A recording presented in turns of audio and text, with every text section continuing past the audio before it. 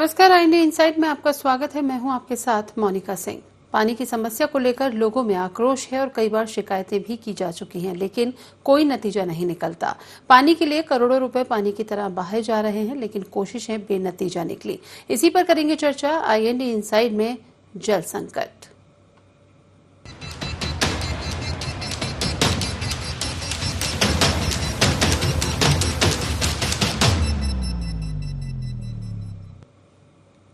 राजनांदगांव में राज्य शासन द्वारा पहले से ही 62 करोड़ की लागत से पेयजल आवर्धन योजना संचालित की जा रही है और अब 223 करोड़ की लागत से केंद्रीय अमृत जल मिशन योजना के तहत हर घर में नल जल योजना का कार्य शुरू किया जा रहा है, जिससे लोगों की पानी की समस्या को दूर किया जा सके।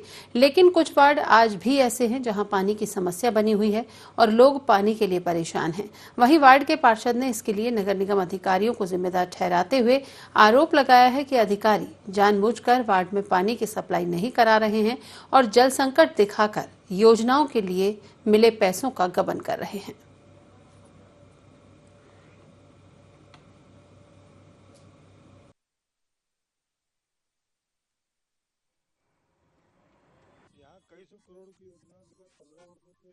आ चुकी है, जिसका क्रियान्वयन हो चुका है। मध्य क्षेत्र में पानी नहीं आ रहा है, ये जानबूझ के कृत्रिम तंगी बताए गए पूरे शहर को हलाकान कर दिया नगर निगम के जल विभाग के कर्मचारी अधिकारियों ने, क्योंकि अमृत जल मिशन का योजना जो करोड़ों रुपए का आने वाला है, ये जल्दी आए और उसमें ये लोग करोड़ों का व्यारा नहरा कर सके। 7 चूड़ी को खोल के पानी को बंद कर दिया गया, 7 चूड़ी बंद करके दूसरे जगह पानी दे दिया गया। न वहाँ की समस्या हल हुई, न यहाँ की।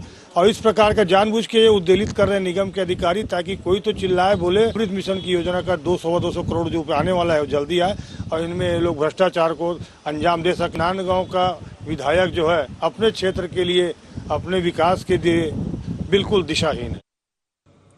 तो मामला राजनांदगांव का है, जहां दो योजनाओं के संचालन के बाद भी लोगों की प्यास नहीं बुझ पा रही, या फिर यूं कहें कि जिस योजना का बखान राज्य शासन के द्वारा किया जा रहा है वो योजनाएं तो कहीं न कहीं भ्रष्टाचार की भेंट ही चढ़ गई।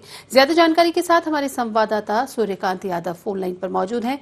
सूर्यकांत, सबसे पहले आपसे जानना चाहेंगे, 62 करोड़ की पेयजल आवर्धन योजना और 223 करोड़ की केंद्रीय अमृत जल मिशन योजना, बावजूद इसके राजनांदगांव की अगर बात की जाए तो यहाँ पर पानी की समस्या जो है वो लगातार बनी हुई है। आखिर इसके पीछे वजह क्या? जी, मैं आपको बता दूं, राज्य शासन के द्वारा राजनांदगांव शहर में 65 करोड़ रुपए की लागत से पेयजल आवर्धन योजना संचालित है।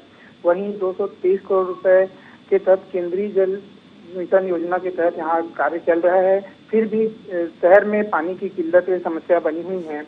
वहीं उनका कहना है जी,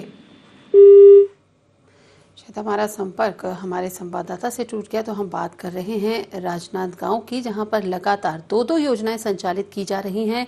बावजूद इसके यहां पर पानी की समस्या लगातार देखी जा रही है। कई वार्डों में पानी की सप्लाई नहीं हो रही है।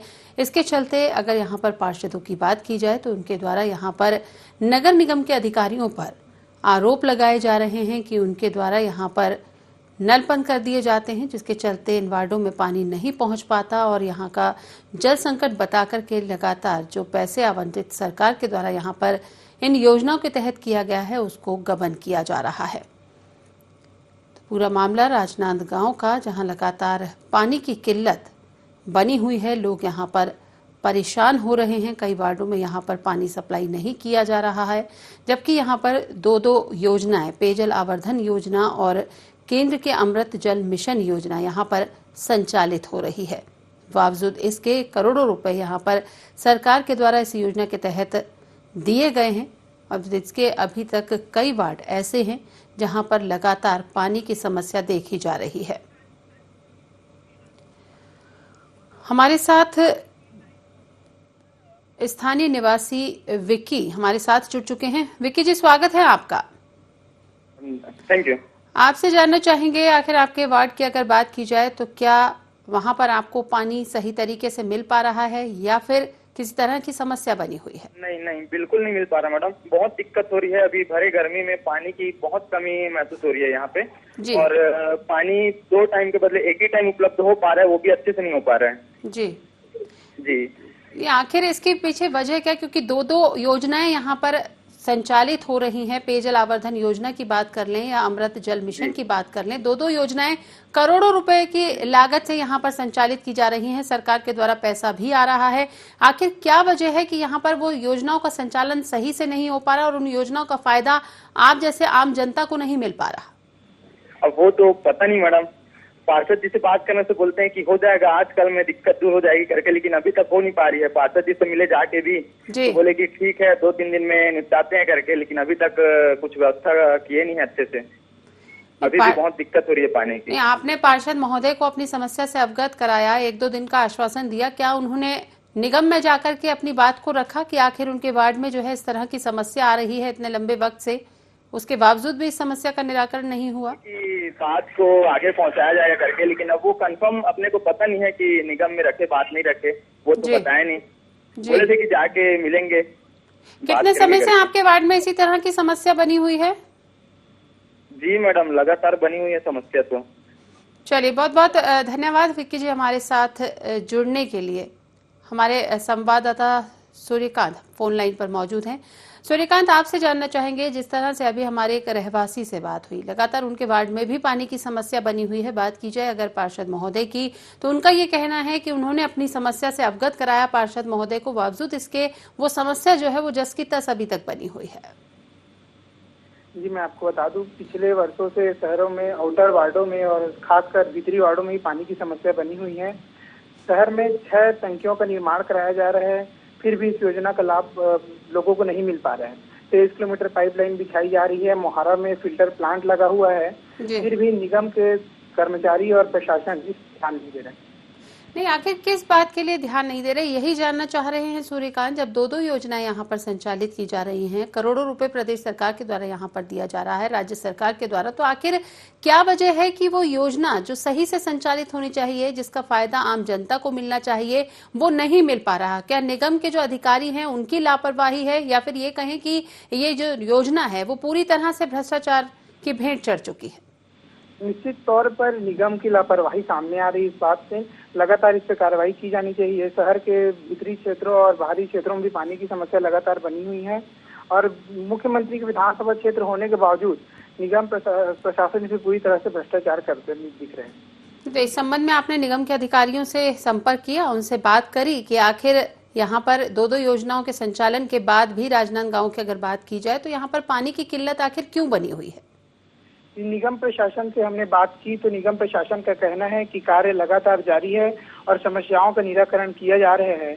वहीं निश्चित तौर पर हम कहें कि काम बहुत धीमी गति से चल रहा है और लोगों को परेशानी का सामना करना पड़ रहा है। तो इस संबंध में आपने किसी पार्षद से बात करी? जिस तरह से रहवासी भी अपनी समस्या से अवगत करा रहे हैं, पार्षद के द्वारा भी आश्वासन दिया जा रहा है कि 1-2 दिन में जो है समस्या का निराकरण हो जाएगा, तो इसके संबंध में क्या उन्होंने निगम बैठक में ये मुद्दा रखा कि जब यहाँ पर योजनाएं संचालित हो रही हैं, करोड़ों रुपए खर्च भी किए जा रहे हैं, पाइपलाइन भी बिछाई जा रही है, बावजूद इसके लोगों के घर तक पानी नहीं पहुंच पा रहा?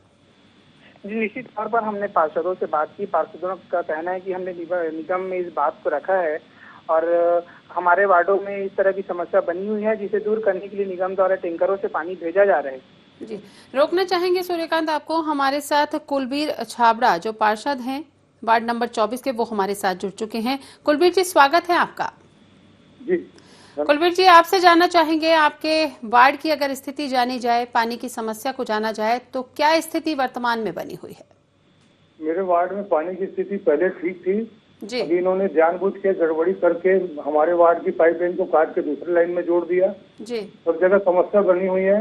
ये जानबूझ कृत्रिम समस्या पैदा की गई है, क्योंकि 223 करोड़ रुपए अमृत मिशन योजना का पैसा ताकि जल्दी शासन इनको भेजे और उसमें भ्रष्टाचार कर सके करके आज 18 साल में माननीय मुख्यमंत्री जी के निर्वाचन क्षेत्र में 250 करोड़ की योजनाएं आके चले गई, लेकिन आज तक के नगर निगम के पास में उसके नक्शे उपलब्ध नहीं है जो पेयजल आवर्धन योजना यहाँ की लाइनें भी पाइपलाइन की जी। और सब जगह पानी का हाहाकार मचा हुआ है। अधिकारी मस्त है और मुख्यमंत्री से जनता यहाँ त्रस्त है।